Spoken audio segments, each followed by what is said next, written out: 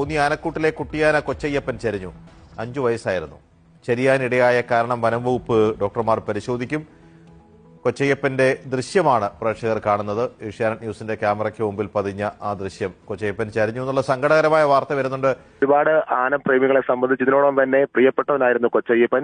കോന്നി ആനത്താവളത്തിലെ ഏറ്റവും പ്രായം കുറഞ്ഞ ആന. അവന്റെ കുറുമ്പും ഒക്കെ കാണാൻ ഒരുപാട് ആളുകൾ ഇപ്പോൾ തന്നെ എത്തുന്നുണ്ടായിരുന്നു. ഈ പരിശീലന കാലയളവാണ് ഇപ്പോൾ നമ്മൾ തന്നെ കഴിഞ്ഞ ഈ അടുത്ത കാലത്ത് ചെയ്ത വാർത്തയുടെ ദൃശ്യമാണ് ഇപ്പോൾ നമ്മൾ കാണിക്കുന്നത്. അവന്റെ പരിശീലനമൊക്കെ കഴിഞ്ഞ് നടക്കാനും ആഹാരം കഴിക്കാം, മറ്റു കാര്യങ്ങളൊക്കെയും, അതായത് അതിന്റെ ആനയ്ക്ക് വേണ്ട കാര്യങ്ങളൊക്കെയും പ്രാഥമിക പഠിപ്പിക്കുകയായിരുന്നു. ഒരു 6 വയസ്സ് കഴിയുമ്പോൾ പിന്നീട് മറ്റ് ആനകൾക്കൊപ്പം ഇതിനെയും ആനത്താവളത്തിലെ പ്രധാന ആനയായി മാറ്റാനൊക്കെയുള്ള പരിശീലനം വളരെ ചുറ്റോടുകൂടി വനംവകുപ്പ് നടത്തി വരികയായിരുന്നു.